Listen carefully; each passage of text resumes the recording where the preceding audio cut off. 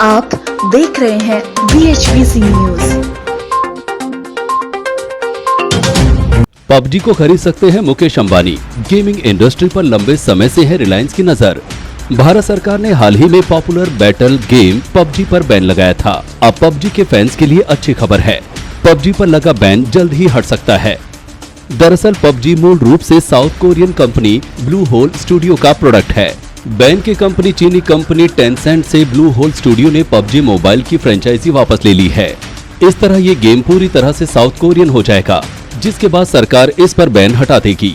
वहीं आपको बता दें कि माइक्रोसॉफ्ट के सीईओ सत्या नडेला से मुलाकात में मुकेश अंबानी ने कहा था कि भारत में गेमिंग इंडस्ट्री में काफी संभावनाएं हैं।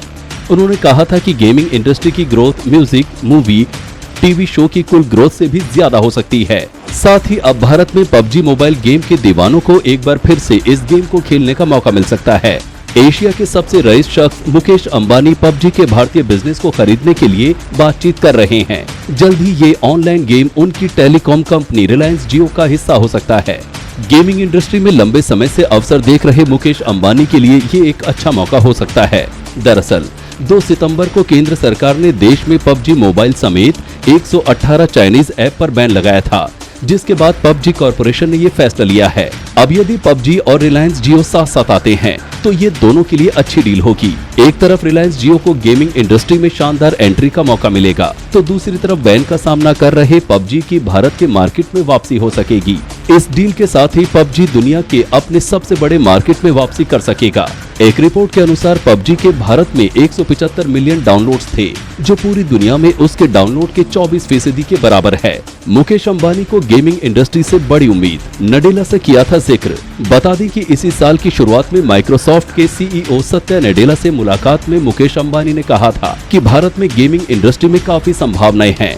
उन्होंने कहा था कि गेमिंग इंडस्ट्री की growth music, movie, TV show की कुल ग्रोथ से भी ज्यादा हो सकती है।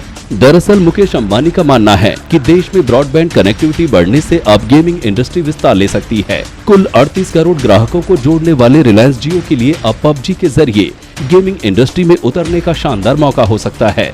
भारत सरकार द्वारा पबजी बैन किए जाने के फैसले से कुछ बच्चे नाराज हो गए, लेकिन गेम को खेलने वाले बच्चे के माता पिता सबसे ज्यादा खुश हैं। पबजी खेलने के बच्चों की लत से सबसे ज्यादा वही परेशान थे। माता पिता की परेशानी का आलम ये था। आदरणीय प्रधानमंत्री जी नमस्कार, मेरा नाम मधुमिता सेन गुप्ता है। मेरा बेटा कक्षा 9वीं का छात्र है। महोदय, पहले मेरा बेटा पढ़ाई में बहुत अच्छा था, टीचर्स अप्रिशिएट करते थे, लेकिन अभी कुछ समय से ऑनलाइन गेम्स की तरफ उसका झुकाव कुछ ज़्यादा ही बढ़ गया है, जिसके कारण उसके पढ़ाई पर फ़र्क पड़ रहा है। मैंने उसे बहुत समझाने की कोशिश की है, लेकिन मुझे लगता है मैं असफल हूँ। कृपया मेरा मार्गदर्शन कीजिए कि मैं इस स्थिति को कैसे संभालूं। धन्यवाद। 2019 में जब प्रधानमंत्री नरेंद्र मोदी परीक्षा पर चर्चा कर रहे थे, तो एक अभिभावक ने उनसे पूछा, मेरा बेटा 9वीं क्लास में पढ़ता है, पहले वो पढ़ने में बहुत अच्छा था, पिछले कुछ समय से ऑनलाइन गेम्स के प्रति उसका झुकाव ज्यादा बढ़ गया है। ये पबजी वाला है क्या?